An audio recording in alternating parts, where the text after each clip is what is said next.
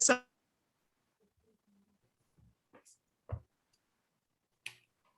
brave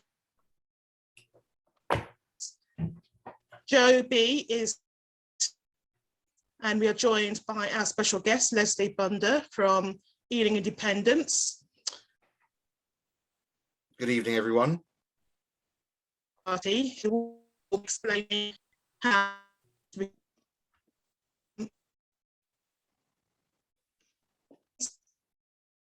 so Joe B is our chair. Good evening, Joe. Good evening to everybody. Thank you for your time. Angela, if you can hear me, shall I just give the floor to Leslie, please, if that's okay? Can you hear me? Yeah. Okay, fine. Leslie is the founder and the leader of Ealing Independents, and he'll be saying some kind words to us this evening. Thank you, Leslie.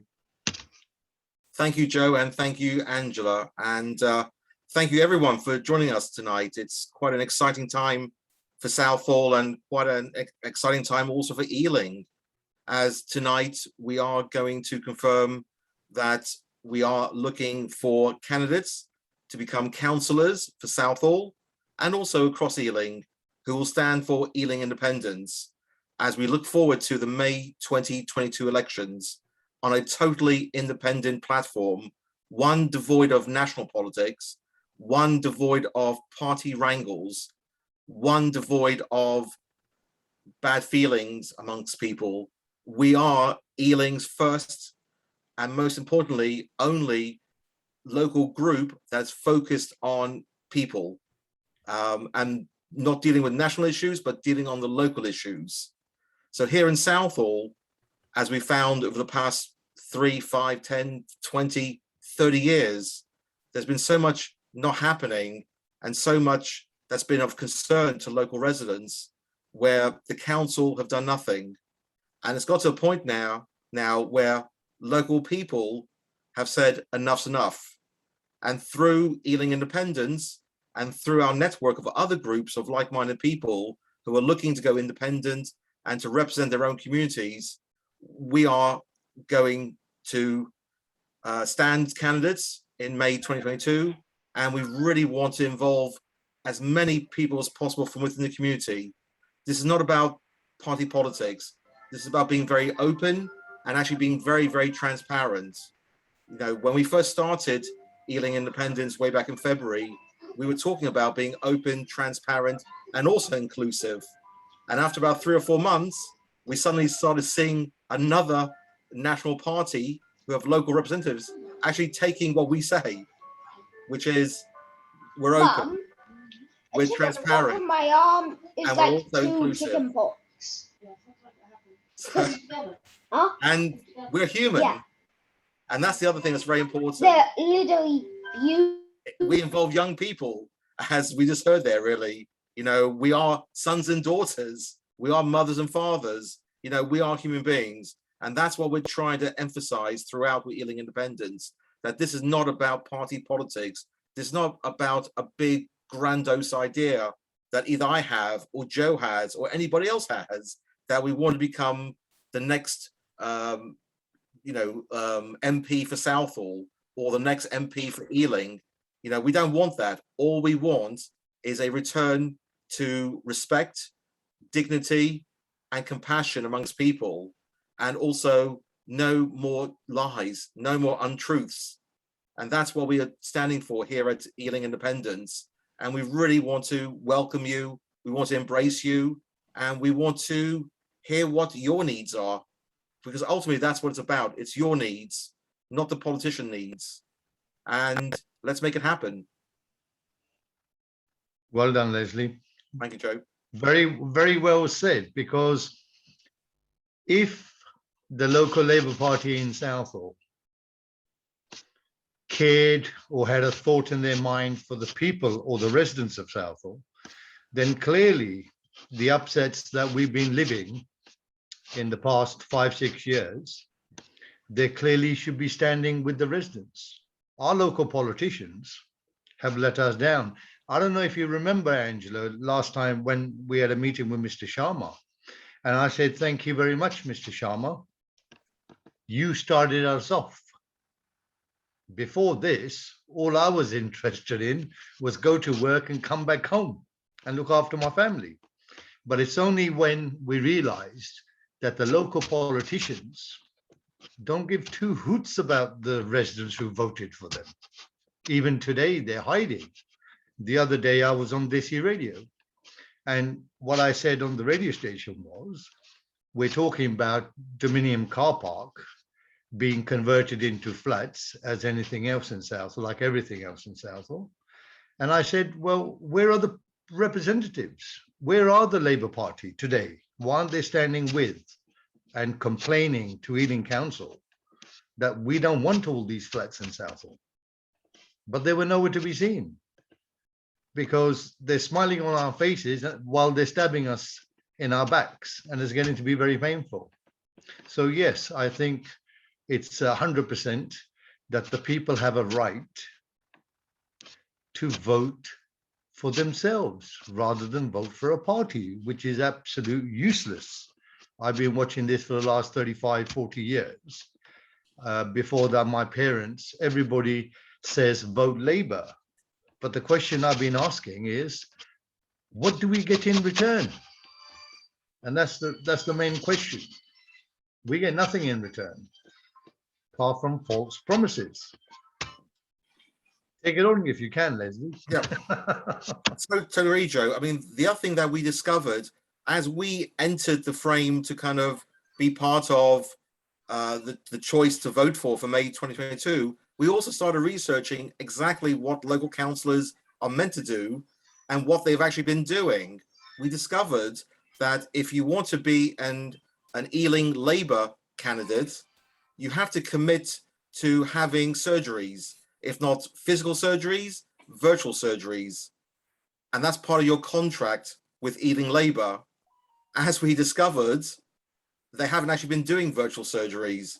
So you have people within Southall who are councillors, such as Peter Mason, who happens to be the leader of council, who's actually breaching and breaking his own contract with his own party because he doesn't hold surgeries. So that's what we're dealing with. You know, our chief concern at Ealing Independents is all about the people. You know, we don't, our commitment is strong.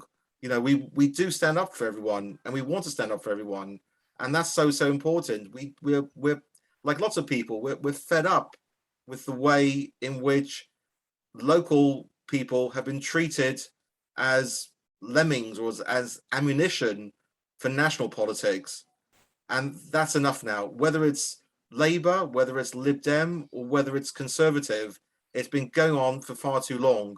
And now is the time when we can make a change. And with the help of everyone in Southall, we can make that change, and we can give you back, you know, your town for yourselves, because ultimately you cannot trust the councillors anymore. Many of whom are very decent, but sadly, a lot of them aren't doing what they promised to be doing.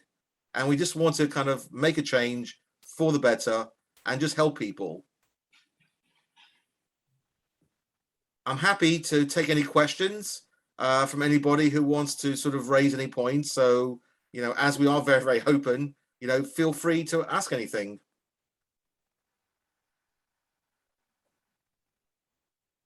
Leslie, I would like to make a point.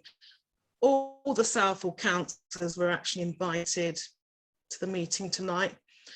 Only 2 sent their apologies. The rest didn't RSVP the invitation. And now when I was growing up, when you received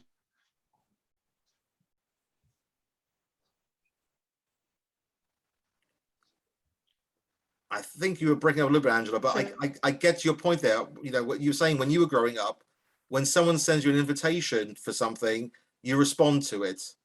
And what I find quite incredible is within Southall, you've been organising meetings every month because the councils themselves can't be bothered at all those meetings. You've given them the meetings on the plate, but they don't want to take advantage of it. They don't want to do anything for you. And that is the terrible indictment of what's happening with this council. And since 2010, we've had it like this. They've got very lazy. They think people are stupid. They think people won't vote against them. And from what we can see, people are going to vote not against them, but they're actually going to vote for Ealing Independents. They're going to vote for people who actually care, you know, everyday people who actually live the life, who live in their wards and have a great concern. I think we have David who has a question, David. Hi, Leslie. Not so much a question, just an additional comment. Although, yeah, I would ask Angela if she can name the councillors who did actually bother to RSVP, even though they can't make it. But just the other point, following on from what you were saying about councillors, some of whom are decent, actually, you know, decent people, I think, and could be decent councillors and are in many respects. But they are constrained by the national and local Labour Party rules. So we have a classic example of Lewis Cox, who was the Labour councillor in Hobbain, where they've just had a by-election to elect a new councillor. He resigned when Peter Mason became leader because he couldn't, in good conscience, work with Peter Mason, who he described his politics as toxic, a toxic brand of politics. And we know from other councillors who felt similar way about Mason's predecessor, Julian Bell. To be fair, he was pretty, badly thought of by many people in Ealing. Councillors basically there said that, if they weren't in Bell's inner clique of favoured councillors, then they were literally just ignored. And some, reported being basically ignored for 9 years. So, that's one of the big problems with the Labour Party, Liberal Dems and Conservatives as well, I suppose.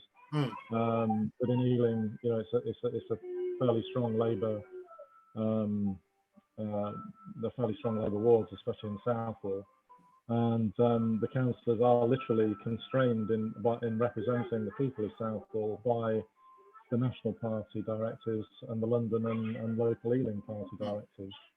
Which is a big barrier. And the problem with Southall is because it's such a safe Labour seat. I think they actually believe they don't need to do anything for the Southall people because they will just carry on voting for them, as Joe has pointed out. It's very, very true, David. I mean, you raise a great point there that these councillors, their loyalty is first to the party, because if they don't follow the party line, they get whipped. Which for a lot of people, that concept, you don't know what it is or what it means until you start entering local politics. And to be told that your councillor, who's meant to put you first over something, has to put the party first because they could be thrown out or they could be removed in a cabinet reshuffle, just shows you that the interest of councillors, unfortunately, is often to their leader or their party first. And we also have to remember that councillors do get allowances for being a councillor, and they get additional allowances for being a cabinet member. So, while I wouldn't suggest that, that the allowances are at such a high level that they're going to replace the salary necessarily, or they're going to depend on that wholly for their income. However, it's a disincentive to actually take a stand against what you're being told to do, which might be against the interests of the residents you're elected to represent. If you're a cabinet member, you probably want to hold on to that position because actually the money's quite nice. Oh, exactly. I mean, I think the minimum within Ealing as a council is around about £9,500, and it goes up to about something like 40,000 with all the allowances, depending on your position. And then, of course, it's the transparency of that. As we all discovered, you only find out what the councillors get sponsored by when it's eventually declared. It's never done up front. So we found for years and years and years, Ealing Council were being sponsored by a property developer to go to the south of France. And from what we can see, probably traveling first class or business class, which is truly, truly shocking. And it only came about because people found out and they started asking questions. Now, part of the ethos of Ealing Independents is, one, anything we do or anything we get invited to, we'd be transparent about it beforehand. You know, sometimes, you know, there may be occasions where people have to travel or do something, but at least be very, very honest about it and very, very open about it. Not wait a year later for people to then discover what happened. Shameful, really, because you are talking about very rich developers. What else is going on that we don't know about? They want to spend money with so-called charities in Southall. They want to sponsor certain groups. But if those groups are anything to do with the community, then why haven't they been standing with us, the residents of Southall, who've been suffering for the last 5-6 years? So is it the £50 note that they bow down to? Money over people? Well, that's what I'm looking at. No charities come to our corner trying to help us or ask questions of how we're suffering. Nobody has stood with us. And then, of course, you talk about cabinet in Ealing Council. We've got one cabinet councillor. I think she's been there for 16 years. That cannot be possible in this day and age. How can that be possible? This is the same councillor who came to the canal on the 8th of June. And if you remember, she was standing away from everybody. She was telling us that she had a heart operation or she wanted sympathy. But if you see the photographs I saw yesterday at the Brighton conference, she wasn't standing away from Peter Mason. It's true. It's a very, very sad indictment of society, and a very, very sad indictment in Ealing, how some councillors value their position much more important than anything else. You know, and we see time and time again, we see this lack of transparency. You know, we're being told by the council and its new leadership that they want to be open, transparent, and inclusive, and they keep on using that mantra. But it's mere words. It's not actually the truth, because as we challenge them, as we write questions, they don't have the answers. You know, one of the biggest terrible situations, of course, is what's happened with Southall and the Southall Gasworks.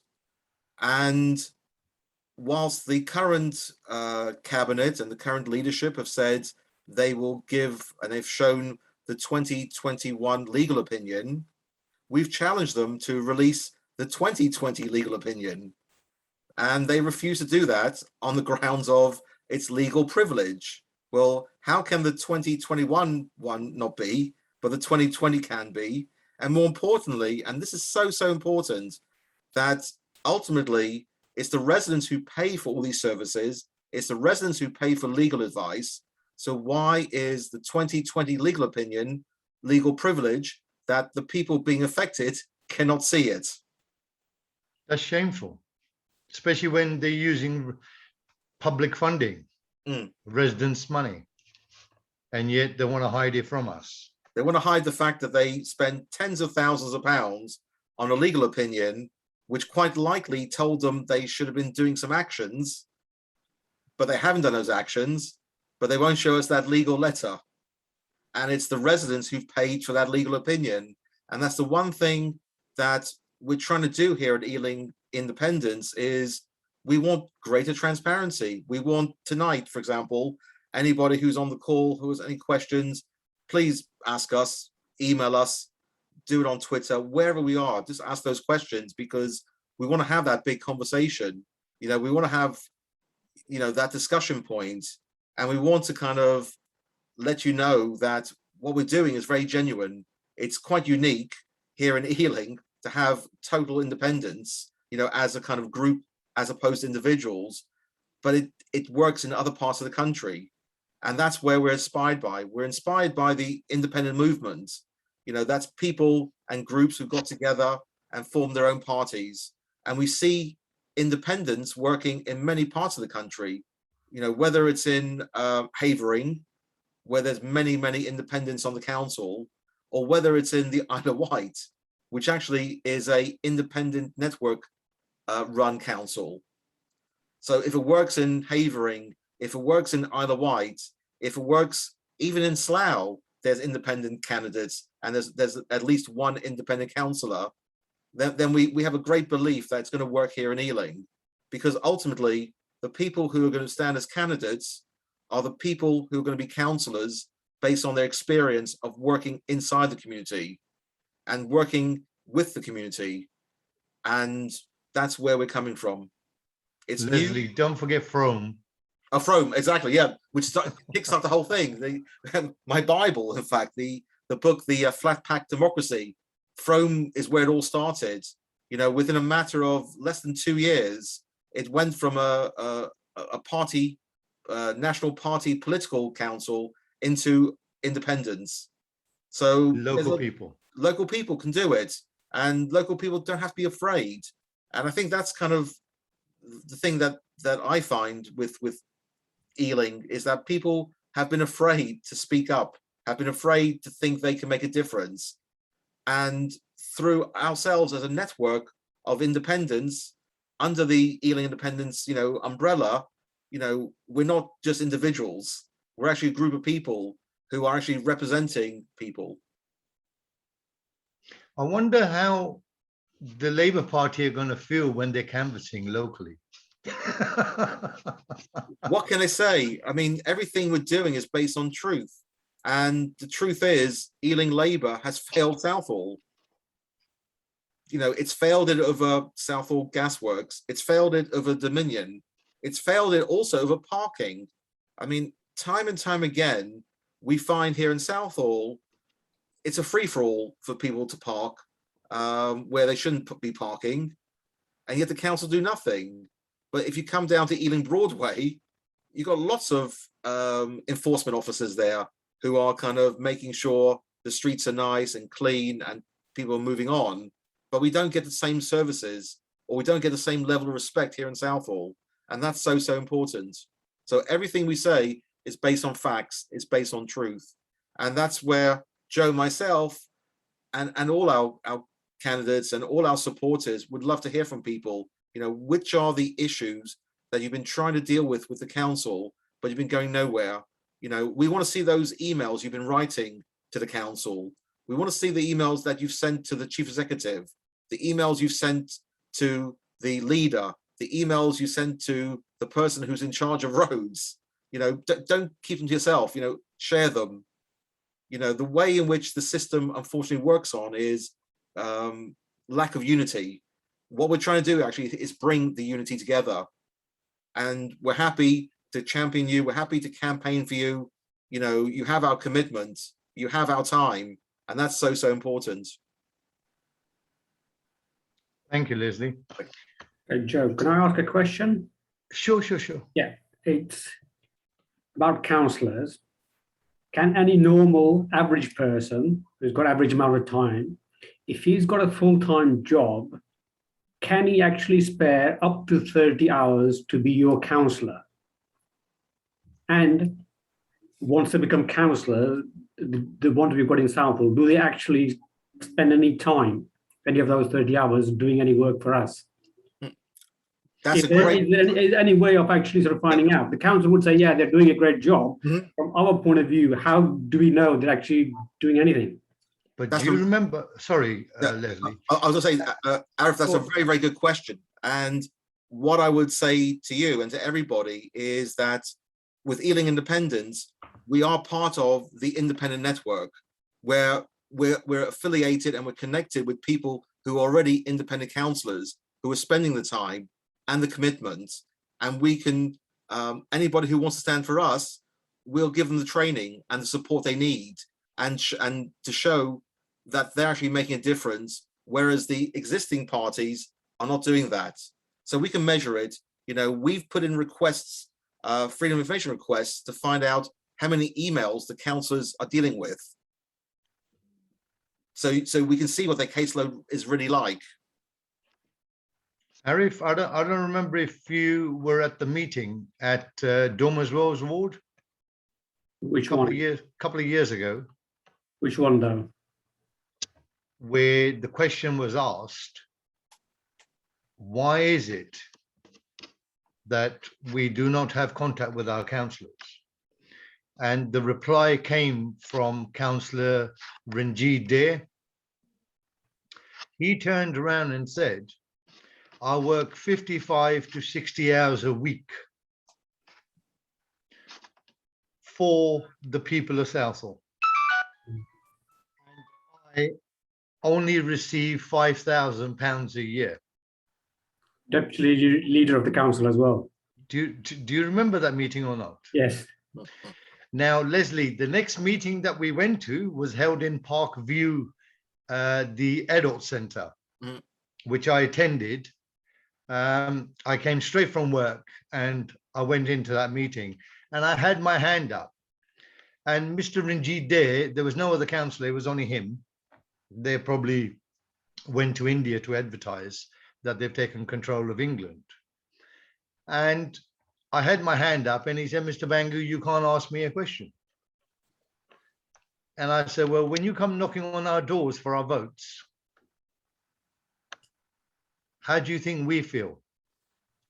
So I said, we've given you the power to sit on that seat, and I will be asking you a question. For the simple fact is, the chief executive wrote an email to me saying that I could go to any ward forum. And I said, something I have in my hand. He said, Mr. Bangu, please, we'll talk later. So I showed him the documents that I got from Ealing Council of how much money his wife was receiving per annum, because she's a councillor, and how much he's receiving. They were all lies, deceit. That's all we're getting so far is lies and deceit. The more we look into this, it's all lies and false promises. Sorry, Liz, go ahead. And in fact, Joe, that's a really good point you raised. And Arif, the other key thing that I'm concerned about, as Joe just mentioned, is the amount of people who have husband and wives as councillors. They're like a double act, or they have, I don't know, mothers and sons, and it's not always obvious to the public. And that is, I don't think it's healthy having as councillors people in the same households. I think it's healthier to have people who are not necessarily connected, but that's what we're having at the moment. We're having people who are related, who are probably sharing information that shouldn't be shared. And it can't be healthy. And that's what, we're trying to change. We want to make it, a healthier, happier place to be, whether it's Southall or whether it's Acton or whether it's Northolt or whether it's Greenford or Perryville.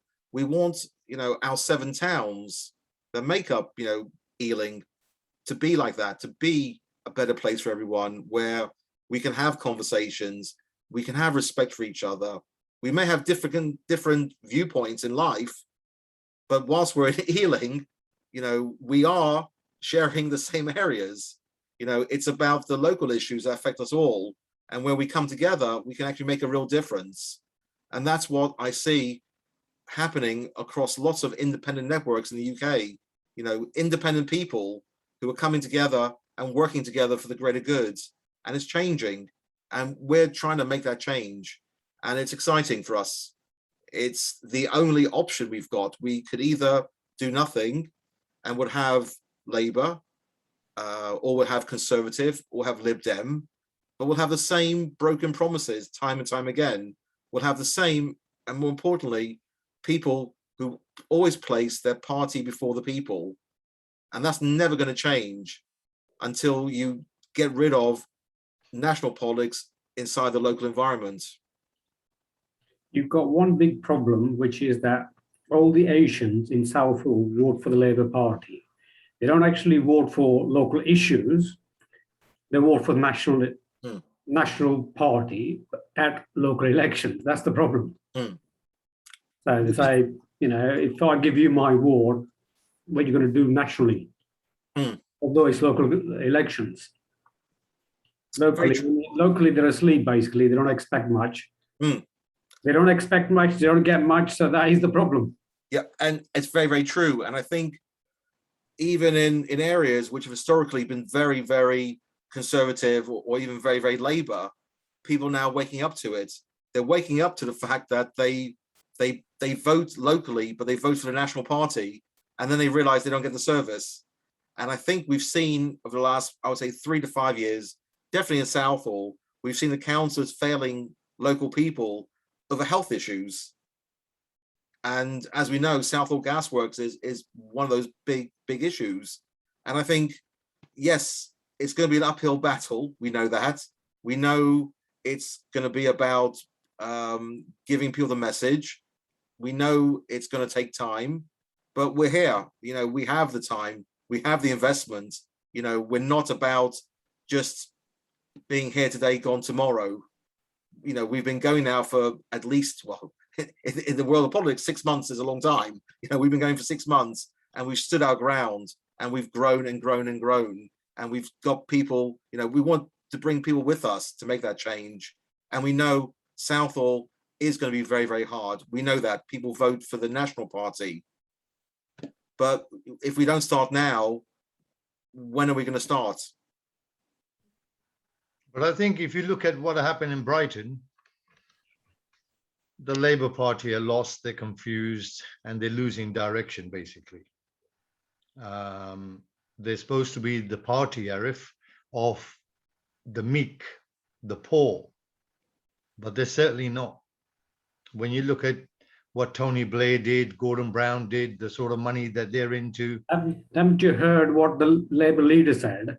Mhm. He said, my priority is getting into office, Of course. not party unity. No. If he hasn't got a party unity, how can he get into office? Yeah, Of course.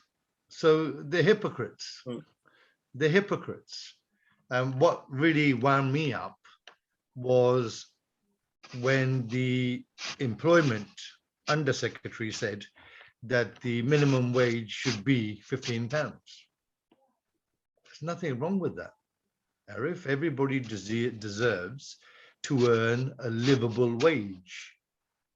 And he disagreed, and the chap resigned. So where are they for the standing with the poor? They're not standing with the poor. They're all after their own pots of gold. That's the way I look at it. and we can see also, I think, the way in which politics is evolving and changing.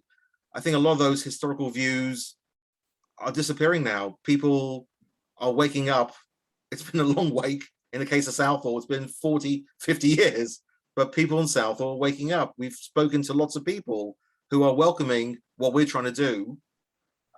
They raise the question, the same question, which is effectively, you know, how will you, you know, overturn what's been happening with Labour and the sheer volume of people who vote for them? But, you know, we said, well, look, give us a chance. Let's try. And, you know, in terms of other examples, if Slough, which has similar sort of demographics to Southall, Slough has an independent councillor, you know, from the Asian community, who was ex-Labour and had enough of Labour, and she switched herself to become an independent councillor, and she got more votes the second time as an independent than under Labour. So we see a lot of change here at the moment happening, and we see a lot of things we're doing on the ground level, talking to people, you know, whether it's in Southall, whether it's in parts of Ealing, parts of Northolt, you know, we're seeing the change there. And I think people are waking up, but they're also waiting for our kind of manifesto, for our kind of documents. And that's something we're kind of developing. We're calling it the People's Manifesto, which will be totally open as well. And people can add to it, people can comment on it, people can debate it. And then from all that, we will then have the policies that the people want, backed up by some concrete plans. Because ultimately, you know, as councillors, most councillors don't have experience anyway. You know, when we look at the great councillors of Ealing Council, their backgrounds aren't in years of business. Their backgrounds aren't in years of other things. So what value are they providing? You know, which value cannot be given by an everyday person in the street? Yeah, can I add something to that?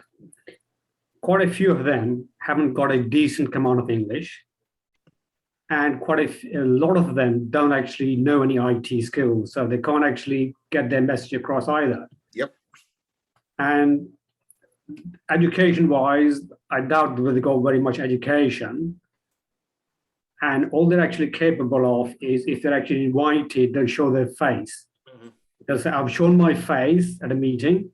That's it. Apart from that, they go home and go back to sleep, basically. Yep, you nailed it.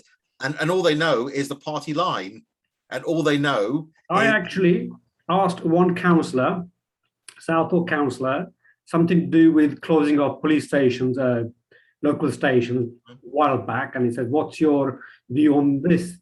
And he said, "Same as my party." Hmm. I said, "Well, even the dumbest politicians know what to actually say. They don't say same as my party. They've got written down on their hand or whatever." Yep. But that's the way it is. So which way I'll be led, I'll follow. Yeah. On the Um, question of being elected, right? Mhm. The biggest problem is getting in there first. Mhm. Getting re-elected is not the problem, because then you can actually show you actually done something. Whereas the current ones, well, like I said, we have no idea what they've actually done or what they're actually doing, because they don't tell us. Mm. So the problem is convincing people who they might say, yeah, we'll back you, but when it comes to the crunch, will they do it? So Yeah. we sort of push them, basically. That is the biggest issue. And speaking to people we know within the independent movements in other councils, we're learning from them as well. We're learning the techniques that they use to get votes, the techniques which involve being very honest and very open. It's all about the techniques. It's all about showing people that change can be good.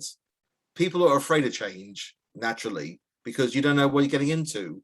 But the last 3-5 years, whether it's Brexit, whether it's COVID, whether it's something else going on, people's perceptions of the world have changed so much now that people are willing, I think, now to listen. And that's where we're coming from now. It's a time for change, and we want to be part of that change. Yeah, can I suggest something, basically, to get elected, right? Mhm. Most people, when they want to get elected, they turn up on the day or a couple of days before and say, vote for me. If they Yep. don't get in or whatever, they walk away, right? So the way to get elected is to decide where your best chances are and have somebody there who actually starts working now and say, I'm doing something. I'm not a councillor or whatever, but I'm actually doing something and saying so publicly. This is what I'm trying to do. This is what I've done. And when it comes to the voting, and people know about the person rather than here's my leaflet. Yeah. Arif, will you help us? Yeah, I'm willing to help. Thank Yes. you. Thank you. We need advisors. We need people who have the knowledge, the people who have the passion, and the people who also want to see a change. But we'd love your help, Arif. Yeah. The other thing is, when you actually go for an annual pay rise and you go to your employer Yep. and say, next year I'm actually going to go to the moon, basically, yeah? So Yep. do lots of work, give me some money. And the response is no. It's what you've actually done is going to actually pay you on, basically, based on what you actually done. So you got to, before you start or ask for something, you could actually have a track record that this is what I've actually done so far. Yep. Vote for me based on this. Mhm. Leslie, Arif's been coming to the meetings for years. He's attended the majority of the meetings that I've attended myself in Southall. And Arif, I just wanted to say, there was a meeting on the 8th of June down the canal. Mr. Sharma turned up, a couple of councillors turned up, and Peter Mason turned up. And Mr. Councillor Ranjit there said, yes, I can smell the smell in Dormer's Wells. So I said, Councillor, why haven't you been standing with us then for the past 5 years? If you can smell the pong all the way at Dormer's Wells, why haven't you been standing with us? Okay. Another question on that is, right, he's a councillor. If a deputy leader of the council as well before, right, I think he's been probably mayor or whatever, right? Now, have you seen anything on online media where he's actually saying, I can smell this pong, this is how it makes me feel? If he can't do that, I mean, what good is he? The same applies to every other councillor. But why are they afraid to stand? It bothers me a lot. Why is it that a teacher gets a job as a teacher and yet she never attends school? She never attends a class. Why are they involved in politics? They're actually employed by the council. That's the problem. They're employed by the council to serve the council. But they're supposed to actually serve us, but we've got no way of, as I say, checking or knowing what they do, and the council doesn't help us. What they say is that they've actually appeared on a radio station when we asked them to appear. They appeared at some meeting when we asked them to appear. And, well, from our point of view, they've actually done what they're supposed to do. And if you got problems, you're supposed to go to them. Whereas my view is, if you're a flipping councillor, you should be living, for Southall Broadway, you should be walking on Southall Broadway. Yeah, I 100%. was walking along Southall Broadway about 8 o'clock, and there's an ice cream van parked just off on the corner on double yellow lines. And we parked there for hours selling ice cream because nobody's actually going to move him on. He's going to do it every day. The cup of corn guys on Southall Broadway, that issue has been raised before. You look at the bins right in front of them, they're full and the stuff on the rubbish on the floor. Terrible. Somebody would say, oh, why don't you get bigger bins? Yeah, why don't you empty them earlier? But the problem is the cup of corn stall is very small. Everybody else take care of their own rubbish.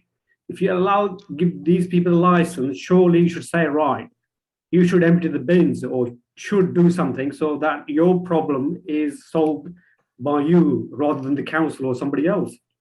But, you know, or the parking problem, whatever, if nobody, or the beggars, whatever, yeah? If the councillors or the noise problem at the Hamza Pound or whatever, if the councillors aren't walking the streets, then they don't know what the problems are. They're not actually going to do anything about it. What they're expecting us to do is raise it with them, and what they'll do is forward it to the council. And the council will fob them off, and they'll fob us off, which, you know, we can do ourselves. We don't need the council. That is all they're actually doing. We need councillors to represent us, to speak on our behalf, which they don't. As you know, I've said, right, there are invisible councillors in Southall. You never see their faces. You actually see Brendan Sherman's face more on Southall Broadway. I've seen more of his face on Southall Broadway than the councillors. Which is but they should be holding, like Leslie said, they should be holding their surgeries. When we started this program, it was under COVID-19. We had Zoom meetings. We were having meetings. Cash itself, the group used to have Zoom meetings. So why couldn't we have Zoom meetings with our councillors? They can sit at home. That's what I'm doing. Everybody's sitting at home and we're speaking to one another. So why can't the councillors do this?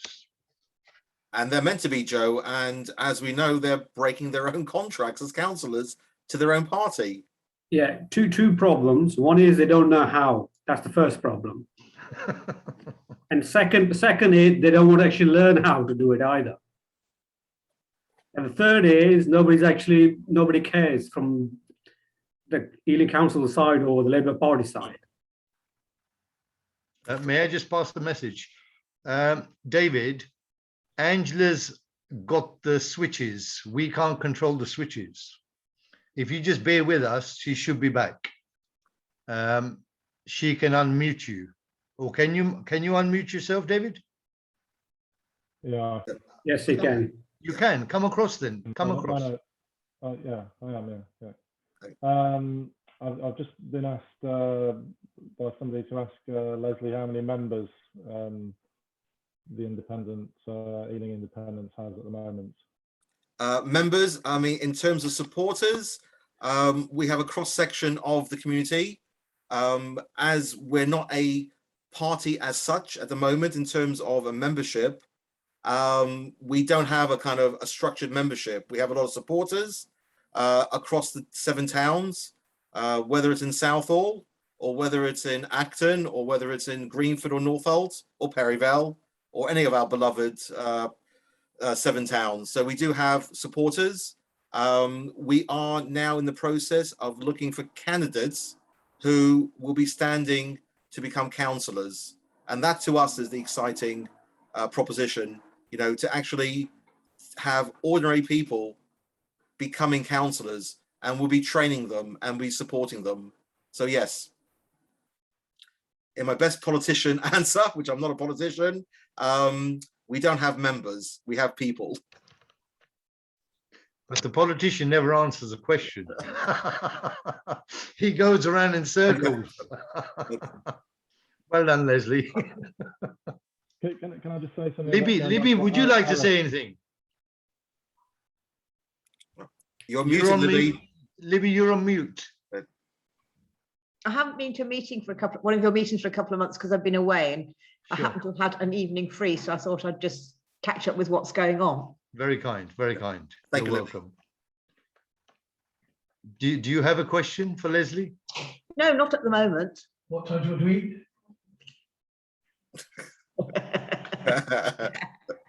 8:15. Sorry? Dinner, 8:15. Sorry. Chef's getting worried. Okay, hope it's something nice tonight. No, I haven't got a question. I just wondered whether you were going to talk about anything else besides the councillors, which we have the same problems in Acton. So, And that's something we're looking to resolve also in Acton. Very important to us. You know, in the case of Acton, some parts of it, especially East Acton, where we have HS2, we've had historically many of the councillors doing nothing about it, not siding with the residents. No. And even on basic issues, for example, if you go down to Acton High Street, one of the things we're trying to campaign for at the moment is the clock on the Old Town Hall is still out of date. It doesn't work. But Leslie, it belongs to the developers, whoever has got the least I know. benefit. And they've got so many problems with the developments they've made. They're all falling to pieces. Everything leaks, nothing works. Really? It's very expensive to buy, and the whole thing's a total disaster. Wow. But again, so where we're coming from across all the towns is to try and just put people back in control of the council, and that's so important. And you know, we've been doing a lot of work within Southall, which we're replicating across the other towns. Yeah, I think it's very difficult. I think it's very difficult to, if you look at the numbers of votes and who's in by ward, it's really very difficult to dislodge any of the councillors. I don't think any of the Southall ones are retiring, are they, unfortunately, or standing down? But here's the thing, Libby. The approach we're taking is not a short-term approach. Yes, we are standing in 2022, but we're also going to be standing in 2026. If we look at some of the other councils, and we have a lot of respect for Frome Council in Somerset. You might also be aware the Isle of Wight Council is also run by independents. Yeah. Havering towards the east side of town for us, East London. You know, there's like 15, 20 or so independent councillors who make up Havering Residents Association. Yeah. So it's going to take time. You know, I think persuading Labour people to vote for an independent is almost like, because most independents are Tories, are Conservatives. If you look at them and the way they vote, they nearly almost, but always vote with the Conservatives on any council vote. But that would put off a lot of people. But, you know, I mean, the number of votes you could, because of the way it's done with 3 votes and 3 people standing, trying to persuade, it's very, very, if you do the maths and the algorithms on it, it's really very difficult. We know that. But what's exciting is we've seen it happen in Havering. We've seen it happen in Frome. We've had it in Isle of Wight. And it's working. You haven't got, it's different. Anyway, David wants to speak. Okay. Come in, David. Sorry, just to agree with Libby. I mean, I looked at your spreadsheet, I think, Libby, about the maths for the wards, and I think Southall Green, which is my ward, is the safest Labour ward in Ealing. I'm actually intending to stand against Peter Mason next May. Even though I'm a Labour member, I'm going to get booted out by Peter Mason. Peter Mason doesn't want me. That's the exclusive from David. He doesn't agree with some of the things that I say, and he's a very powerful man. He's got very influential contacts high up in the Labour Party right to the leader's office, actually. And we know that the leader of the Labour Party is a liar. Yeah, he got voted to be leader of the Labour Party by lying to the membership, yeah, who believed him, like fools, voted him in, and now he's lying to the electorate to try and get into power. You know, so it's a problem with Labour Party nationally and locally. Peter Mason is a liar. Yeah, he's made all these promises, made all these priorities ever since he came to Ealing and to Southall. He's never done a damn thing, and he's still making the same promises over and over again. It's rinse and repeat with him. He never does anything. He's always planning. He always needs some time to make a plan, to talk to people. Yeah, it's going to be his priority. He's going to get this done. He's going to get that done. He never does anything. The only thing he does is he inches himself up the greasy pole of his career. Yeah, because he knows all these powerful people within the Labour Party. You know, it's a complete con. And Peter Mason actually is quite an interesting character, especially in Southall, because he's an Islamophobe. Yeah, it's well documented. It's provable that he's Islamophobic. I'm quite sure that a lot of Labour Party members who are Muslims won't be too happy to hear about his Islamophobia, and maybe that might help to change their minds. You know, Peter Mason obviously isn't alone. I mean, Councillor Dinsder, Councillor Anand, and previous Labour councillors going back at least 20 years and possibly more. I think Joe was saying. I mean, that's only the time that I've been around in this area. They've done nothing for Southall. It's the same old issues. You know, litter, fly tipping, parking, you know, overcrowding. It's the same old issues all over again, and nothing ever gets done. Now, I'm not saying it's going to be easy for independents to get voted in. I know it isn't. We've got to try, though. We've got to try, and we've got to try this time. We've got to try next time, and the time after that, until we get the Labour Party voted out. They are so safe here that their attitude is they don't have to do anything, and they're right. They don't have to do anything because they still get voted in. It's funny, really, in a way. But you know, something has got to change, and I don't know whether it's about people. You know, I think there's a lot of misunderstanding about how politics work, local and national politics. I think a lot of people believe that the Labour Party nationally has a much more sort of influential role on local politics, when it doesn't actually. You know, it's the local party that runs Ealing. Similarly, people misunderstand the MP's role. I mean, the MP is the archetypal invisible man, isn't he, in Southall? But you know, they think he's got powers which actually he doesn't in the borough of Ealing and in Southall. Yeah. So I mean, you know, I didn't understand all of this. I don't pretend to understand all of it now. But the point is that party politics and democracy is broken in Southall, and it's broken in Ealing, and we need to try and do something to fix it. And this is the start of the process. Yeah. No, well done, David. I'm sure when you walk around in South and you speak to people, that's when you realize what's going on. I think personally, people have had enough. Look what happened in Tower Hamlets. Libby, look what happened in Tower Hamlets. Labour lost. That was supposed to be a safe seat, wasn't it? Change is coming. People need change. They've got away with it for so long. And I think the time has come. I think one of the problems is when you have such a huge majority, that's when problems happen. And if it was a more balanced Labour council, they may perform better. I also don't agree with the cabinet system they have, because the rank and file councillors, unless of course their husbands or wives are on the cabinet, do not know what's going on at all. They have no idea, because nothing, hardly anything gets out of the cabinet and at full council.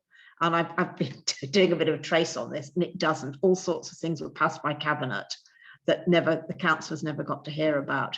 And there is I think maybe I've looked at Sheffield again this way, and also Newham. The female councillor for Newham, Muslim ladies, is excellent, but she's not very well liked by the rank and file. But she is trying to introduce, it's a mayoral system, but she's trying to introduce a modern committee system. You have to, you're supposed to do that by referendum, but she's trying to do it as a mayor, which is going down like proverbial, because the rank and file obviously like being on the committee, and they're trying very hard to get her out. I actually think she's pretty good, and I would certainly vote for her. And I think the modern committee is a much better way. That way, every councillor has some sort of responsibility. and for every party, and that works very, very well. If you can't, if you can't get a sort of independence, it works very well. They're trying it in Sheffield as well, city I know quite well and have worked there. And that's better because it means that at the moment there's only about 7 councillors from about 7 wards who run the whole of Ealing. Still 8:15. Yep. Yes. Yeah. Dinner time. Cross back. I hope we're invited next time, Libby, to dinner. We always eat at 8. We have always eaten at 8 for the last 40 years, and that is just a rule. And as I've been to 2 meetings already this week, evening meetings, it's really not over. But no, I think the modern committee system is good because every council, you see, there's only 7 wards that are represented. I think it's 7 wards that are represented at cabinet. So That's very true. Very true. The rest of the wards don't have any representation at all and don't know what the hell's going on. And I don't know whether Peter Mason's any more open than Bell, but I do know that Bell has cost us financially huge amounts of money, and he is a rogue. He's certainly a rogue Labour councillor, and I don't think you can blame. I think the rank and file councillors here, some of them could actually be very good, and one or two of them are pretty good. But the problem is they're so left out of it, and they have no responsibility. They've just got totally pissed off. And to either have a modern committee system may, not all of them, but would revitalise at least some of them, and they would start doing their jobs. But now they know they can't do anything. They're told what they can do. The whipping is so strong, and I don't think Peter's so bad at people voting against the whip as Bell was. That was dire. Yeah, it's just I don't think all of them are bad. I think some of them start with the right idea, and then they just get. Unless you get onto unless you're a member of cabinet and watch, Claire Tye will be on, the newly elected one for Holbein will be on the cabinet so fast because she works in Starmer's office. But this whole point is that we're having people here who should be representing people locally, but all they care about is their next career, the next move. Well, the politician's job, Leslie, is to keep himself in a job. That's their number one objective. But it didn't used to be like that. No. I've been a Labour Party member or supporter all my life, and I remember the Labour Party doing some amazing stuff on the estates and with rents and things like that. They were, making sure people registered their rents, everything. Oh, totally, Libby. But that's why we're trying to change things here in Ealing now, and we're starting that with Southall, and we're rolling it out to other towns. We are, as much as residents are, fed up. Unless you get something like 12 elected people, you'll have no sway whatsoever. But we're starting it. But I don't care whether we have 1 or 70 in 2022. The fact is, we have to start now, Libby. We have to start making that difference. And as David also said, we're not here just for 2022. We're also here for 2026. We want to be the active opposition. We're out in the streets now, Libby. We're doing stuff that the Conservatives aren't doing, Lib Dems aren't doing. We're standing up for the local people. Yeah. And that's what it's about. We don't have anything to kind of fear. We're not in this for our political careers. We're actually in this because we are fed up with people being exploited, by all the parties. And basically, and it's terrible, as you know, Libby. It's terrible what happened and what's happening in Southall with the old gasworks. The fact that it's not just the gasworks; it's everything. I know, but I'm focusing on certain points here at the moment, and we focus on certain points, and we ask ourselves, well, why aren't the councillors doing anything about it? And it's the same thing. HS2, as you know about, Libby, that's terrible. That's happening. And that's shocking. But the point is, there gets a point where we cannot just kind of talk about it vocally and saying it's bad, it's horrible, it's nasty. We actually have to stand up and do something. And that's what we're trying to do at the moment. I mean, traffic in Southall is chaos. Chaos. Well, people could walk more. If you've got to move a bed, you can't get into a bus, unfortunately. No, there are times when people. There are times when people should be walking. Of course. I mean, I walk from Acton to Waitrose, and then I catch the bus back. Sure. With my shopping trolley. But people can. And I'm over 70, and if I can do it, other people can do it. And so I think, but it's an education thing. It's something that starts early. There's all sorts. I used to specialize in modal shifts in transport. That's one of the things I did as a consultant. I really understand modal shifts. I probably did the biggest modal shift in the country in Sheffield. And this lot haven't got a clue. Sorry. They haven't. No, they haven't. You're right. Libby, question for you, Libby, just out of interest. You're very passionate. You're very committed. Would you stand, Libby? No, I'm too old. Need young Why? people. You're never too old. You're never too old. Because I've worked all my life and I've then had to look after elderly or ill relatives, and now is my time. I'm over 70 and I'm too old. Okay, so Libby, then how can we utilize you, and how can you help us? How can you be an I advisor? can't, because I'm a socialist. I'm an out and out socialist. I might not like this Labour Party or this Labour government, but hand on heart, I'm a natural born socialist. Well, we're happy to have your viewpoints, and we want to represent you. So Well, the door's open. The door's open, Libby. I think you're probably more likely to leave Ealing. Sorry. But I want to help you. We want to help you, Libby. No, it doesn't work. I don't know what to say. I do not know what to say. Yeah. But if someone's offering you help, why are you afraid of help? I just don't know what to say, because I have never known a good independent councillor in all my 70 years, and I've knocked around councillors, local authorities, worked for them, worked against them. Okay, but that's in the past. I've never known an independent. Well, I have known some independents, but they're very few and far between, because mostly they vote with the Conservatives. But they don't in the Isle of Wight, and they don't do that in Havering, and they don't do that in Frome. It depends whether they've got a majority, but if they haven't got a majority, they mostly, when it comes to vote with Conservatives. That's my experience, and I've only been watching it for the last 50-something years. I know the experience, Libby, and look, we'd love to have your vote, and I'm sorry, I probably will do what I did last time and just spoil my ballot sheet, which is what I did the last time, or when I voted for my local plumber. Okay, Libby. Yeah, can I come in here about the point to do with walking? Yeah.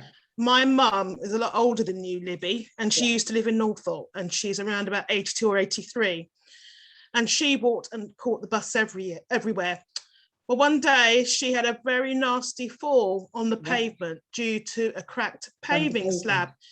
She broke her leg and she was lying on the pavement. She had to wait for a passerby to give her a helping hand to get to the GP surgery, which was a little bit further down the road.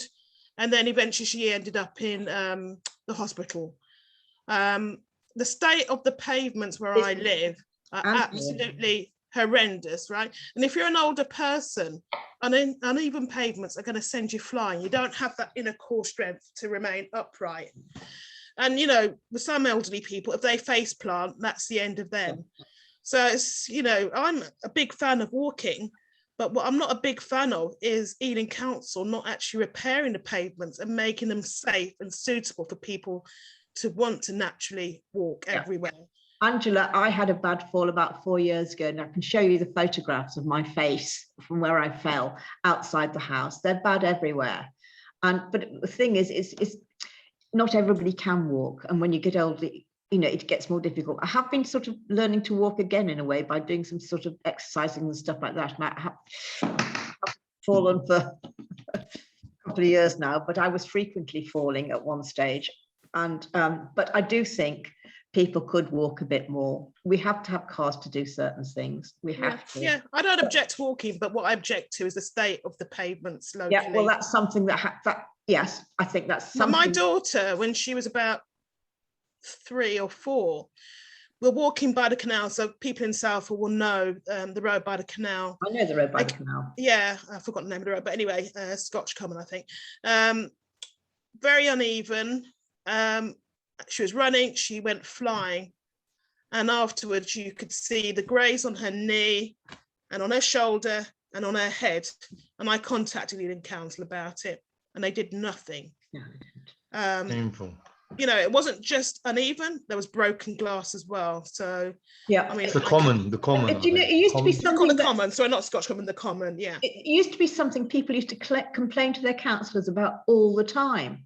But I think there's so many bigger things now that we have to complain about, like well, there's all sorts of bigger things we have to complain about, like the gasworks, like the pulling down of Branca Road and things like that. But it doesn't happen. 5 minutes. Okay. Mistakes going on there. So, David, I just want to make one more point before coming back to you about the gasworks. It is still very bad. We regularly get reports from people who live on Beaconsfield Road. Somebody said it's as bad as it was in 2018, 2019, and they said that a couple of days ago, their house was absolutely surrounded in fumes, and not just outside, but internally as well. And that's with the windows shut. Somebody who lives on the development said, yeah, you know, I'm starting to notice the odours now. And I think it's connected with the second phase. So it's not getting any better. And we have to make a stand. And I think this relates to Leslie. You know, you've got to start somewhere. Yeah. So the restrictions have lifted, and Gasworks Communities United was on the streets of West Ham protesting. And obviously it must have been a concern to Bartley Group, because they actually got in touch before the campaign offering to meet us. Can I just interrupt? Got to rush off. You mentioned in one of your emails there was a council the cabinet had a meeting sometime like 2017 after they'd had legal advice about the gasworks, and you mentioned it sometime a week or so ago on one of your posts or something. I saw it, and we need to find that the minutes of that cabinet meeting when they had reported back from Julian Bell had a meeting with the lawyers about the smell. We need to find that cabinet meeting and do an FOI on what happened at that cabinet meeting, or find somebody who was there, because I think that's when he decided not to take the legal advice about acting on the smell. I'm sorry, I just wanted to say that before I rush off, but we need to find, it was a meeting about 2017, 18 maybe. You mentioned it in a post. Yeah, I mean, if you want to help and I can't. I've got too much happening at this end. Yeah, absolutely. Same here, Libby. You know, I work part-time. I've got a family. Yeah. I'm behind. I've got a drawer full of bills that I haven't even touched because I'm so focused. Well, maybe but maybe somebody else in Southall could have a look for that. If I can find the stuff, you know, I have to deal with what's realistic, and yeah, but there's somebody else who might be able to do it. Like Joe might know somebody, or Arif might be able to do it. If we be my guest. If somebody wants to do that, we'll sort that out, Libby. Yeah, thank you. If somebody wants to do that, then please do that. Yeah, it wasn't meaning you did it personally. I meant somebody in your team. Yeah, your group. Yeah. Okay. Yeah, we're all volunteers. We do what we can. We ebb and flow at times, like all campaigners. But you know, going back to GCU, you know, that fundamentally is a very powerful platform, because it brought together people who are affected in West Ham, which has very similar problems of deprivation like Southall. It brought together campaigners from Hornsey in North London. And we have campaigners who are not at planning application stage, or the planning application may have just been submitted, who have looked at the film Is My Neighbourhood Poisoning Me? And are thinking, shit, I don't want this happening where I live. So, you know, as far as I'm concerned, we have to carry on protesting. You know, it's easy to be fatalistic and think, well, you know, nothing's going to change. But people are noticing, you know, the tweets in relation to the protest on Sunday. I've had a journalist get in touch, and I'm going to have a conversation with them on Monday. I'm being followed by an environmental and human rights lawyer. And I would think Bartley Group and the council should be very concerned about the High Court action to do with Wally's Quarry in Newcastle under Lyme, because, you know, that was a contravention of a small boy's human rights. We've got a link with the doctor who gave evidence. There are people behind the scenes who've got expertise, who are working with us and supporting us. There was an FOI that I submitted that was very detailed. I didn't compile it, but somebody who has extensive knowledge of environmental health did it. There's also an atmospheric scientist in the group. He gave his advice. People have worked in enforcement, have given their advice. So, you know, there is a recognition that what is going on in Southall, but not just in Southall, it's happening in Leabridge, it's happening in West Ham and Hornsey. They recognise it as being an injustice. So, you know, as long as I've got breath in my body, I will continue to fight. David, I'll bring you in now. I know you've been patiently waiting. Thanks, Angela. I just wanted to say about the pavements and the use of cars. I mean, I think Southall, you know, there are some differences in Southall than there are in other parts of the borough. Maybe not so much Acton where Lydia is, but you know, it doesn't help when the former leader of the council, Julian Bell, is on the record as saying that, you know, the problem with Southall is that the South Asians have a car culture. You know, I mean, it's bloody racist. I mean, where I grew up, there was a car culture. We weren't South Asians. We were working class. You know, it's the same issue here in Southall. It's got nothing to do with where you're from. It's the fact that, you know, people need cars to get to work, to get their kids to school, you know, to get their shopping and stuff like that, and to go out and enjoy themselves when they've got some free time. And it's a sign of status. You know, people were encouraged to buy cars. It's a consumer society. You know, buying a car is a sign of, you know, having made it to some degree or not, you know. So, I mean, it's just ludicrous nonsense. And the pavements, I mean, yeah, they're all ruined. There's dog shit all over them, you know. I mean, I try and, with my kid, I try and scoot with him a part of the way to school. Well, he scoots, I run after him. But, you know, you've got to dodge the dog shit on the way. But, you know, the other thing is, I mean, you know, just personal thing, I know it's not the same for everyone, but, you know, I see plenty of people walking to school. But I mean, you know, we drive part of the way because my kid goes to the school furthest away from the poison area at the gasworks. You know, that's one of the reasons we chose the school that he goes to. We both got asthma. I've got bunions on my feet. I had one operated on. They told me when I was doing the physio that I don't walk properly because I've had a lifetime of bad posture, you know, bad knees, bad ankles, all the rest of it. Some people, it doesn't matter what age you are, some people simply aren't able to do all that walking and stuff.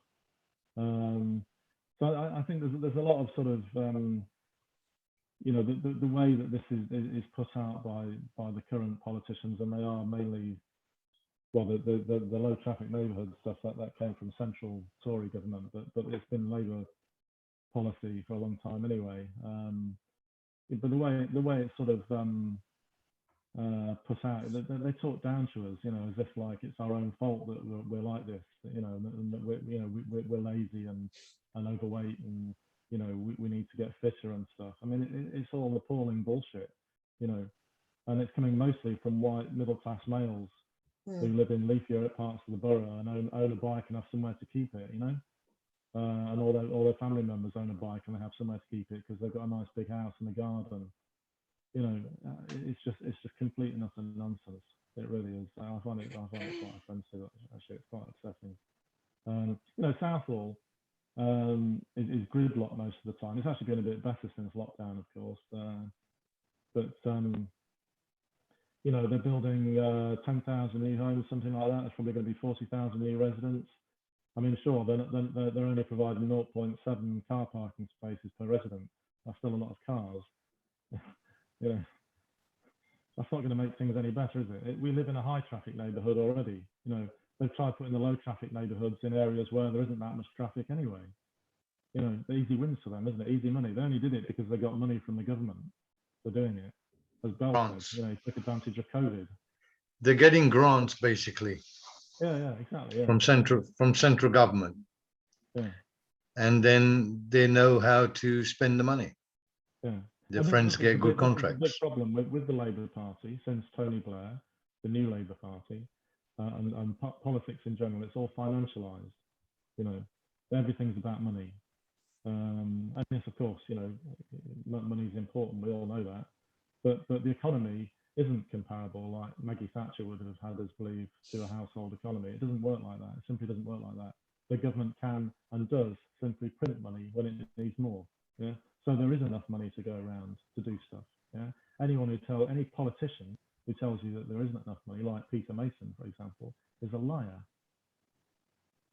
We found David, didn't we? When one of the first things Peter Mason did was increase his cabinet spend, increase positions. So there's money coming into in anyway. So spot on, David. I mean, the key thing there is isn't enough honesty going on in Ealing, and more importantly, I think Angela and I had this conversation as well. There's no love from these councillors and politicians towards Ealing. You know, when you challenge them and say, well, do you actually love where you live? Or even better, as we challenge them, we say to them, name 5 things that you've actually achieved in your tenure as a councillor. And they refuse to answer that question. So yes, Terrible. totally right, David. I mean, this is not about just 2022. This is about 2026. And as we've seen across the country and in other places where there's independent parties and groups, they're in it for the long term as well. I can name one of their achievements is to keeping the seat warm. They can say that I kept the seat warm. They haven't actually moved, so it's very warm and comfortable. Yeah. Very true, Arif. Don't worry, Arif. Winter's coming. We'll give them a run for their money. Don't worry. Yeah. I mean, ultimately, as Ealing Independents, we have nothing to lose and everything to gain. And that's the whole point about this, that we're fed up. There's no point being fed up and doing nothing about it. You know, we live in an age where we have digital media to help us. We live in an age of communication. We live in an age of people who like to question, and we combine all those 3 things together, then we have an interesting proposition to offer people, and we're just doing it because we want to do it. That's good. Plus, doing leafleting keep us fit as well. Oh, totally. Yeah. We don't have to go to the gym. So No, what's it's the been lovely. plan? What's the plan moving forward, Leslie? Are you going to be doing some leafleting? Because much of Southall isn't digitally engaged, but you can, you know, engage people on their doorsteps, and they will have their horror stories to tell you about the local councillors and what they haven't done, and, you know, their dissatisfaction with the Labour Party. And you could really tap into that, but I don't believe you'll be able to do that through social media. You've got to do it door to door. Very, very true. And in one of the earlier questions that David raised about how many members we've got, a lot of our members are actually saying the same thing: produce leaflets, get the leaflets out, talk about your messaging. So yes, definitely, Angela, we're working on some leaflets at the moment, but we're also working on other things to get the message out to people. And I think, who was it that said right at the beginning, the best thing we can do really is to get out there on the streets, help people. That's what we're doing. In fact, you said, Arif, you said, and that's what we want to do. We're going out to the street, to the communities, and saying we're here to help, and not just sitting back and being passive, because there's no point being passive. You have to be proactive to people and help them and find which are the causes of their concern. Yeah, I don't know if this has been said already, but if it wasn't for Leslie, we wouldn't have known that the legal advice that Peter Mason told us he commissioned in 2019, in actual fact, he didn't commission it, but he's taken credit for it. It was a senior council officer. It took 7 months. I think it was commissioned, was it in October 2019, Leslie? Yep. But it wasn't received until June 2020. Yeah. So, you know, I've asked the question, why did it take so long? You know, were council officers and councillors chasing to find out why legal counsel, you know, took so long to give the advice? And nobody's responded so far. I just find it staggering that 7 months went past. So to me, that indicates they don't give a shit about residents in Southall who are being polluted in their homes. It's true. Because it's not them. Excuse my language, but I really feel strongly about this. But the point, Angela, that they have utterly failed us. Right. The point you just raised, Angela, it took them 7-8 months to get their legal opinion because it wasn't in their interest. So they didn't probably want to push it. But when Peter Mason recommissioned a legal opinion, he got it with 1 month because he wanted to make himself look good. So it's all fake. It's totally fake. And the more we can do as independents to put the issues on the agenda, whether it's what's happening to yourselves in Southall, or whether it's HS2 in East Acton, or whether it's somebody in Perivale tripping up on a pavement, we have to raise those issues. But we need to raise them and talk about them and get the message out. And that is so important. You know, make people sort of realize, well, I think people do realize the problem is people feel intimidated by the current political system we have for local elections and local parties. And it would be the same with Conservatives in Ealing. It would be the same with Liberal Democrats in Ealing, as much as Labour. The difference is that we just need to change the whole system here locally, and it works in other parts of the country, and we have to give it a try here in Ealing. I mean, as far as I'm concerned, it's blatant that the Labour politicians do not care. And fortunately, they're either nose blind if they happen to live locally, or they just don't live locally. But, you know, how can it be humane that people day in, day out are suffering the fumes in their homes and, you know, are experiencing shortness of breath, worsening of asthma? And you can bet your bottom dollar, if it was one of the councillors or even Virendra Sharma, something would have happened to make a difference. In the same way that Peter Mason, when he bought his flat, was saying, I'm incredibly careful not to abuse my position as a councillor to get the conveyancing sped up. You know, I'm just astounded, really, how they are towards people who vote for them. And, you know, I understand what David's saying. It's so safe.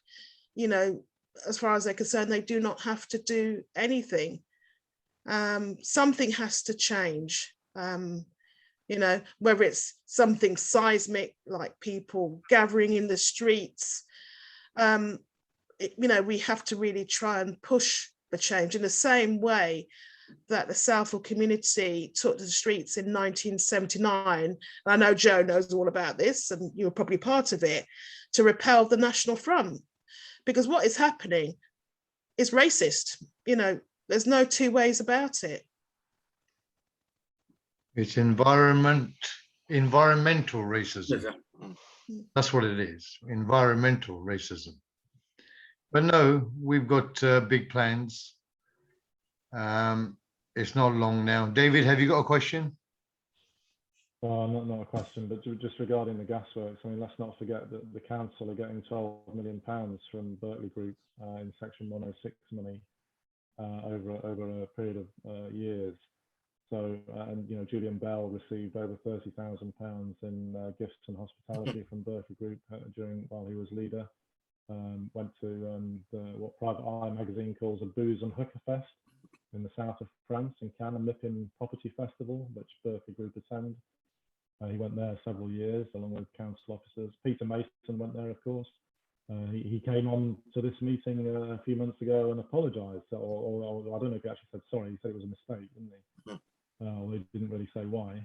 He said it wasn't what he was expecting, which is a bit weird. So I'm not sure what he was expecting. I know he likes his plants, but who knows? Probably shouldn't go there, really. But it's just a clear conflict of interest, isn't it? I mean, you know, maybe it's all innocent and above board, but God, it looks corrupt, doesn't it? Eh? Doesn't it look corrupt? Eh? But it's when you challenge them about it, the questions, they don't want to give you any answers. They don't want to give you any transparency. What is wrong with residents asking them, well, you know, do you think it's right for you to go to south of France, sponsored by a property company who's doing nothing for local residents over ill health? And they don't answer it. And you have to go through the hassle of a freedom of information request to get the answer. And even then, when you do the freedom of information request, they make it so difficult to get the answer as well. But, you know, hiding from the public. It's the opposite of open and transparent, isn't it? Mason saying he's open and transparent, his new leadership is open and transparent. No, it isn't. That's a lie.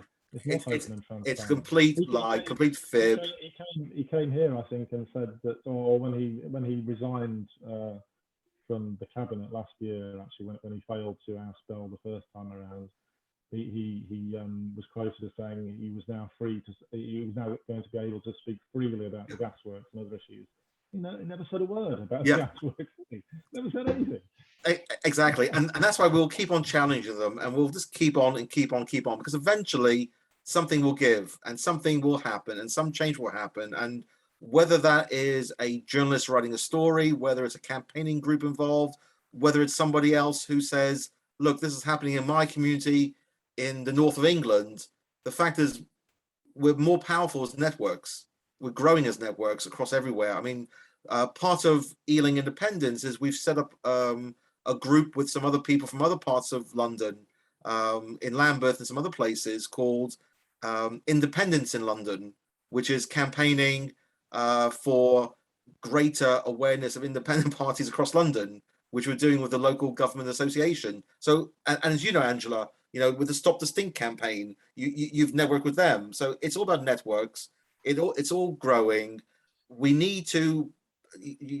I think Angela raised the point there very well, which was we sometimes take for granted the electronic communication. We have to double down on the physical printed information to reach those members of our community who are disadvantaged by the lack of technology to get the voice out.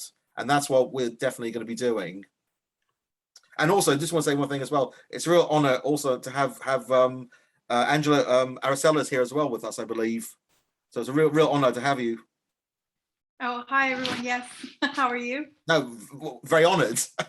Very, very honored, because you have been a great ambassador for cash and for people who are disadvantaged because of finance or of their cultural backgrounds, and you're a great ambassador. And in fact, you were also involved when you were directly talking to Peter Mason about 4 months ago in that conference they had. And did Peter Mason ever get back to you? No.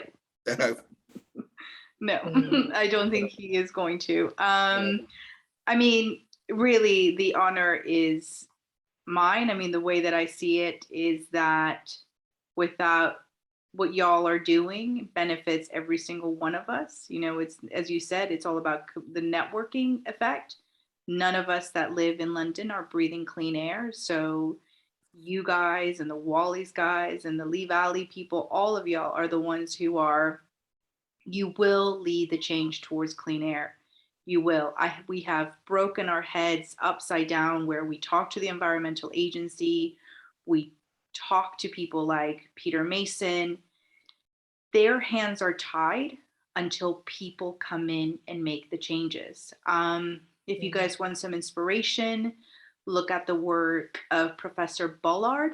He is the man who coined the term environmental injustice, and everything that we have in terms of policy of environmental justice in the United States has all been driven by communities.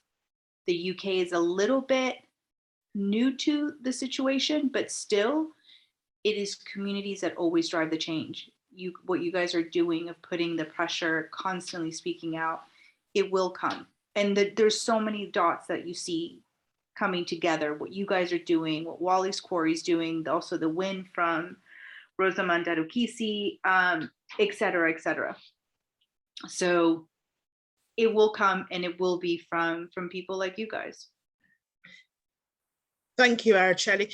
Can I just say, it was a breath of fresh air when we met Araceli, and she listened to us. And most importantly, she believed us. She didn't dismiss our experience or deny it or downplay it in any way. And the research that Araceli did showed that the air pollution from the gasworks is an additional burden on a very disadvantaged community with multiple health inequalities. So I thank Araceli, because I thought at last somebody with a scientific background is taking us seriously. So, I respect you immensely for the work that you did. And, you know, you talked about money, Leslie. This had nothing to do with money, because Araceli saw it as being an environmental injustice, which it is, and gave us tools to move forward. Which is incredible. I mean, that's the great thing, is people, the real sadness about the whole situation is that these communities are the ones with very little money.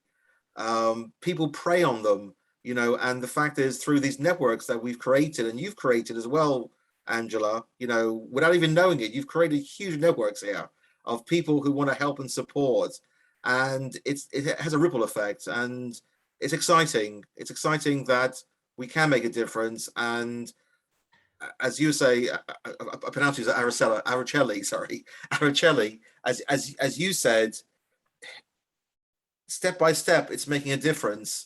And I guess it can get frustrating for people. But the one thing, Angela, to bear in mind, of course, is you've got the network behind you.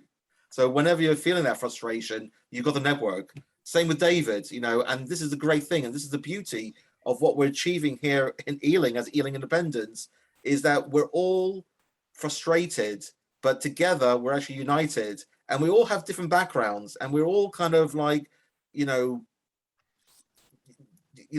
diverse in our own different ways, but we're united on one common thing, which is we believe strongly in community, and that's where we're moving towards. Yeah, we want safe communities that people can help with, and yeah, I mean, as I say, Araceli, it's a great honor to have you, you know, on board tonight, and your time and stuff, and the work you've done is immense, really, and anything we can do as Ealing Independents to support and help, you know, please let me know. Yeah. Oh, cool! You're finally good to meet Ealing Independent.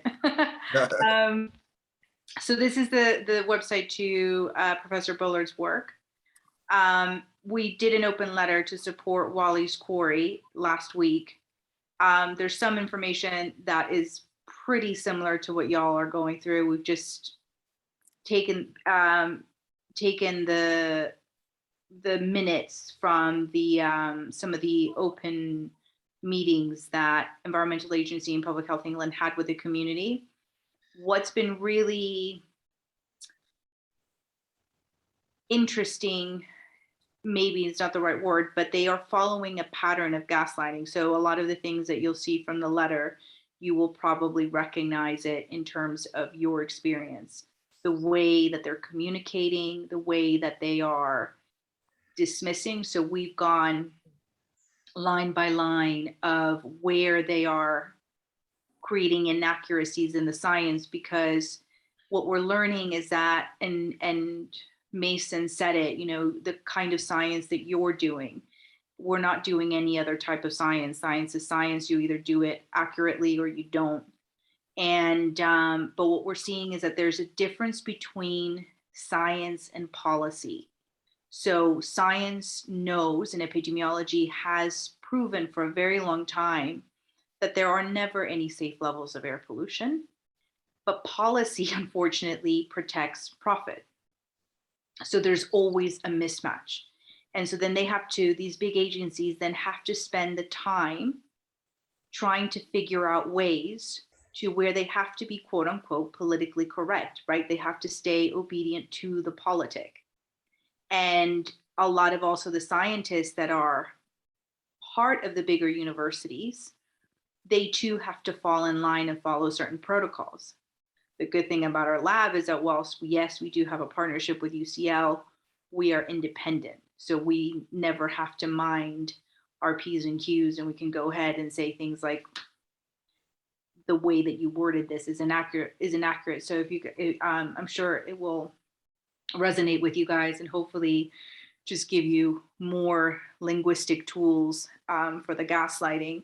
But we are still working at the moment on an air pollution toolkit that hopefully will get released by the end of the year. I know, Angela, you've heard me talking about this for a while, but we had to do a lot of research before we can release it, where we want to, number one, get y'all to track your symptoms so we can start then creating a map and a set of patternings of how the symptoms are developing. Because again, another thing that we've noticed is that the way that Public Health England conveniently defines health is through a diagnosable disease. So when you guys are saying coughing, nausea, etc., if it's not diagnosable, then it's not considered poor health. What's interesting is that the way that they define health goes against what the WHO says is the definition of health, and how they view air pollution quality also goes against the WHO. We're trying to unpick that as to genuinely why is that? Is it really because it's a failure of understanding, or if it is because if you will abide by that, you just can't run.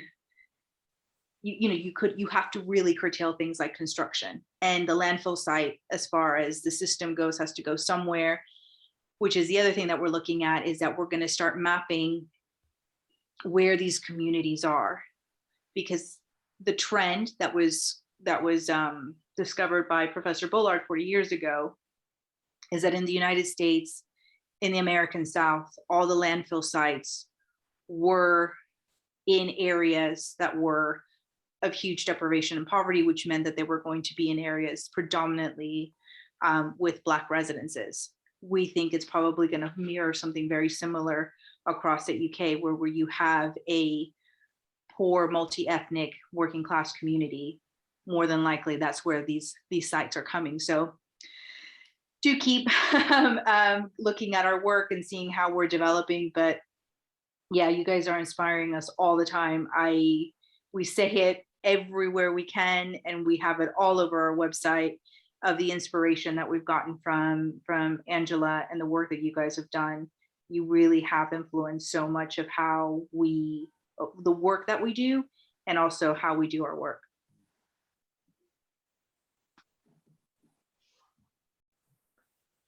Thank you very much for your time Can and we all bring your in, hard work.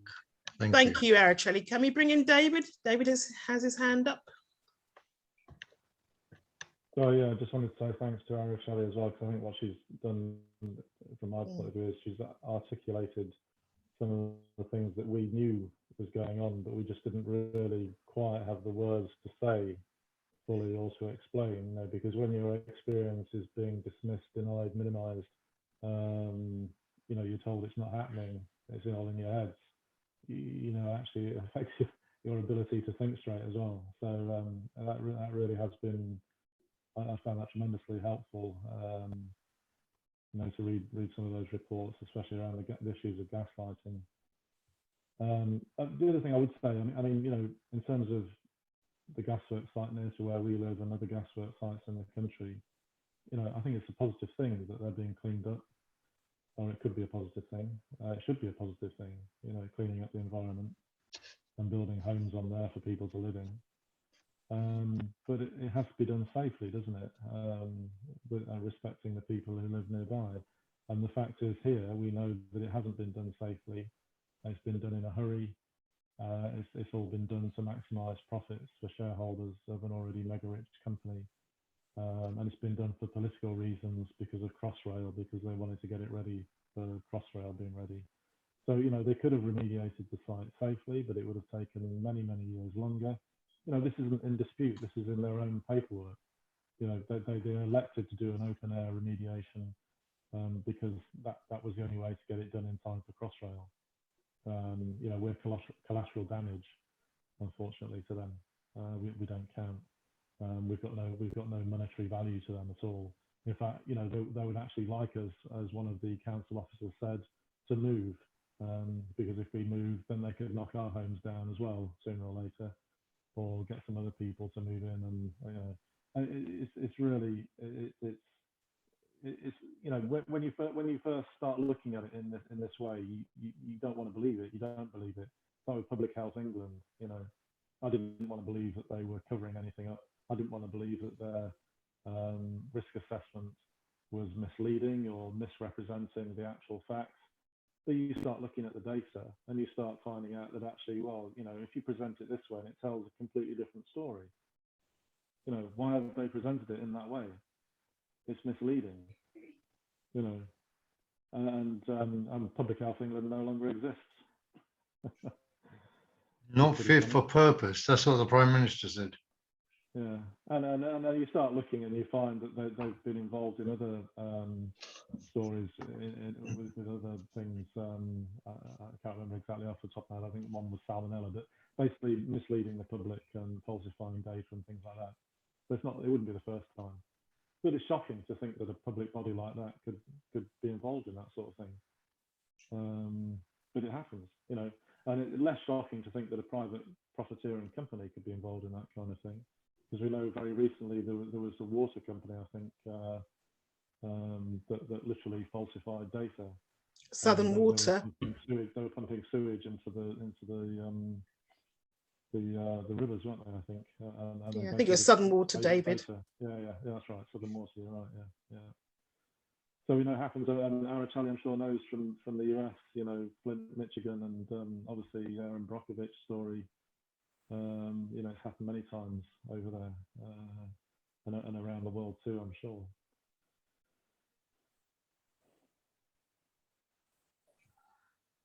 Been very interesting.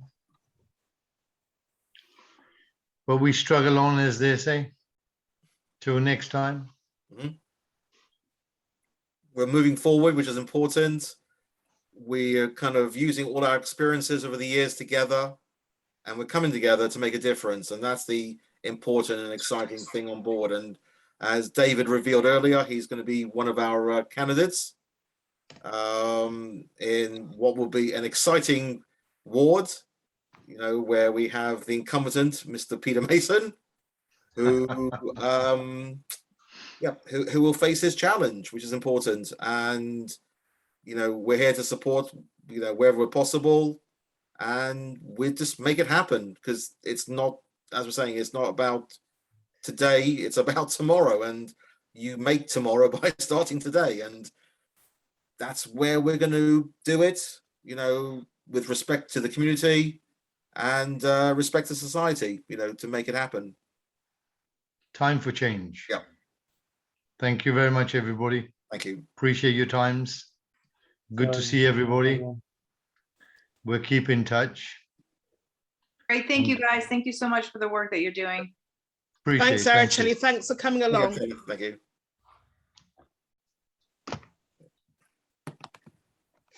Yeah, so hopefully if it's recorded properly, we will share this on YouTube and reach out to a wider audience. Be nice, be excellent. Yeah. Okay, so I'll bid everybody good night. Have a good night, everyone. Good night, everybody. Good night. Okay, take care. Bye. Bye-bye. Nice to meet you, Arif, as well. Take care. Bye-bye. Bye, Arif. Bye.